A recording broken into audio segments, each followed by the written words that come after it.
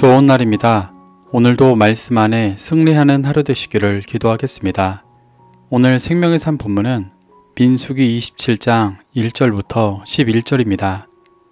오늘 본문에서는 슬로브앗의 딸들이 기업 분배를 재요청하는 모습이 나옵니다.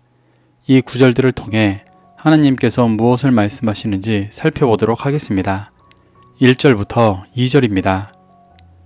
요셉의 아들 므낫세 종족들에게 므낫세의 현손 마길의 증손 길르앗의 손자 헤벨의 아들 슬로브앗의 딸들이 찾아왔으니 그의 딸들의 이름은 말라와 노아와 호글라와 밀가와 디르사라.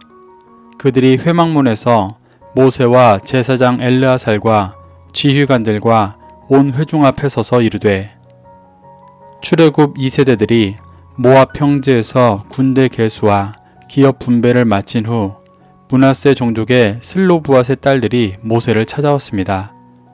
이들은 회막문 앞에서 모세와 엘르아살과 지휘관들과 온 회중들에게 자신들의 상황을 설명했습니다. 당시 회막은 하나님께서 임재하시는 처소이며 율법이 담긴 언약궤가 있는 곳이었습니다. 그래서 광야에서 이스라엘 백성들은 재판 등의 일을 회막문 앞에서 행했습니다. 슬로브앗의 딸들은 모든 이스라엘 백성들이 보는 앞에서 자신들의 상황을 말씀의 기준으로 판단해 달라고 요청하고 있는 것입니다. 3절부터 5절입니다. 우리 아버지가 광야에서 죽었으나 여호와를 거슬러 모인 고라의 무리에 들지 아니하고 자기 죄로 죽었고 아들이 없나이다. 어찌하여 아들이 없다고 우리 아버지의 이름이 그의 종족 중에서 삭제되리이까? 우리 아버지의 형제 중에서 우리에게 기업을 주소서 하매 모세가 그 사연을 여호와께 아뢰니라. 슬로브앗의 딸들은 자신의 아버지가 광야에서 죽었지만 고라 무리에 들어가 함께 죄를 범하지는 않았고 자기의 죄로 죽었다고 말했습니다. 이는 슬로브앗이 가데스 바네아에서 정탐 후 불평하고 원망하는 죄로 인해 광야에서 방황하다 죽었지만 그 연단의 시간에 고라 무리의 반역에 동참해 죽은 것이 아니라는 말입니다. 이것은 매우 큰 차이가 있는 것입니다. 가데스 바네아에서 정탐 후에 불평하고 원망한 죄로 인해 광야에서 방황하게 된 것은 단순한 징계 이상으로 다음 세대들을 믿음으로 세워낼 기회를 얻은 것이었습니다. 많은 이스라엘 백성들이 이 기회를 믿음으로 붙잡고 회개하여 출애굽 2세대들을 거룩한 제사장 나라를 정복할 수 있는 영적 군대로 키워냈습니다.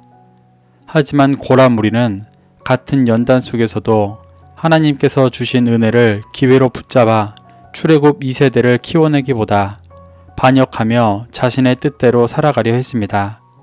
슬로브앗의 딸들은 자신의 아버지가 비록 가데스 바네아에서 정탐 후 반역했었지만 그 죄로 광야에서 방황할 때 자신들을 말씀으로 양육한 거룩한 제사장 나라 이스라엘의 일원이라고 주장하고 있는 것입니다.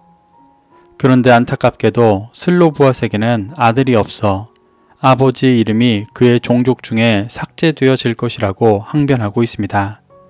슬로브앗의 딸들이 항변하는 주된 것은 땅을 받지 못했다는 것이라기보다 아버지의 이름이 종족 중에 삭제된다는 것이었습니다. 이스라엘 백성들이 가나안에서 분배받은 기업은 단순히 이 세상의 땅이나 재산이 아니라 하나님의 언약의 유산입니다. 그래서 이 기업이 없고 종족 중에 삭제된다는 것은 하나님의 언약에 포함되지 않는 고라 무리와 같은 존재가 되는 것으로 여겼습니다.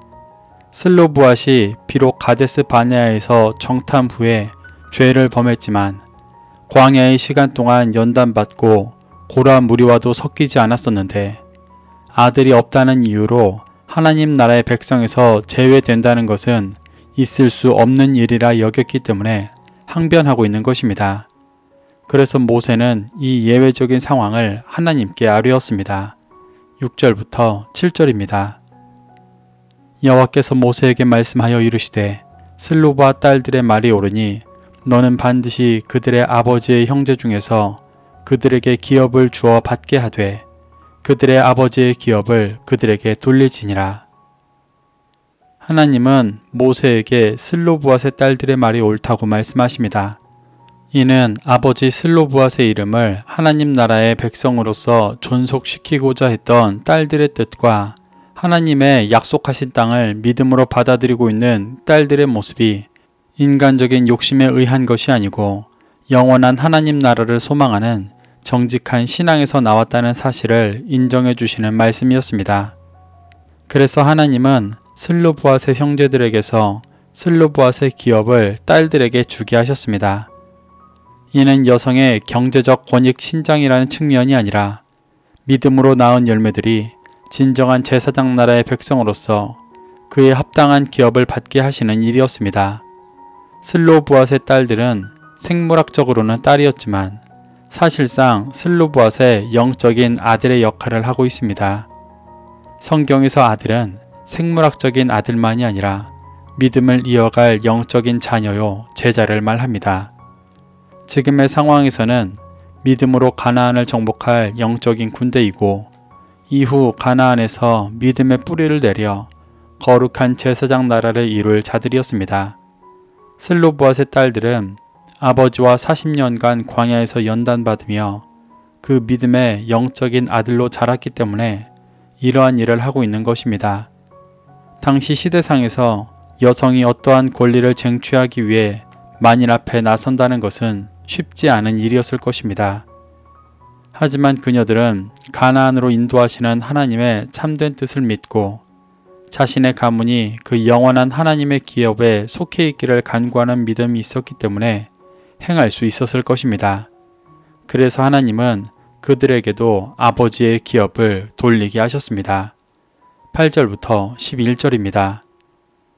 너는 이스라엘 자손에게 말하여 이르기를 사람이 죽고 아들이 없으면 그의 기업을 그의 딸에게 돌릴 것이요 딸도 없으면 그의 기업을 그의 형제에게 줄 것이요 형제도 없으면 그 기업을 그의 아버지의 형제에게 줄 것이요 그의 아버지의 형제도 없으면 그의 기업을 가장 가까운 친족에게 주어 받게 할지니라 하고 나 여호와가 너 모세에게 명령한 대로 이스라엘 자손에게 판례의 규례가 되게 할지니라. 하나님은 슬로브앗의 딸들의 일을 통해 아들이 없이 죽었다 해도 그 이름이 가문에서 끊어지지 않도록 율법을 개정해 주셨습니다. 이는 하나님께서 자신의 뜻을 바꾸시는 것이 아니라 자신의 뜻을 이루시기 위해 세부적인 방법을 수정해 주신 것입니다.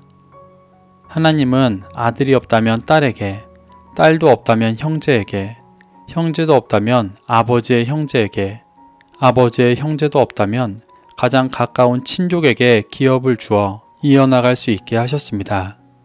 이러한 법은 하나님께서 각 지파에게 주신 땅들이 타 가문이나 타 지파에게 양도되지 않고 각 지파대로 전수되며 하나님 나라를 함께 이루어가기를 원하셨던 하나님의 원래 의도대로 규정되어진 것입니다. 그래서 하나님께서 주신 기업이 그 지파에서 잃어버려지지 않고 기업의 상속인도 기억되도록 인도하고 계십니다. 이렇게 하나님은 슬로브앗의 딸들이 당시 시대상을 초월해 믿음으로 기업의 분배를 요청하는 모습을 통해 이스라엘의 모든 자들이 거룩한 하나님 나라의 일원이 될 수 있도록 규례를 정해주고 계십니다. 그래서 가나안 정복을 앞둔 이스라엘을 진정한 제사장 나라로 세워가고 계십니다. 우리도 이러한 모습 속에서 교훈 삼아 그리스도인으로 하나님의 뜻을 따라 진리의 빛을 비추며 살아가려 할 때 우리를 막고 있는 현실이 있다면 하나님 앞에 나아가 간구하며 하나님의 뜻을 이루어 가게 되시기를 축복합니다. 그래서 우리가 언제 어디에서 무엇을 하든 그리스도인으로서 진리의 빛을 비추는 삶을 살아가며 영원한 하나님 나라를 소망하게 되시기를 바랍니다. 오늘도 이 말씀을 심령에 새겨 승리하는 하루 되시기를 기도하겠습니다.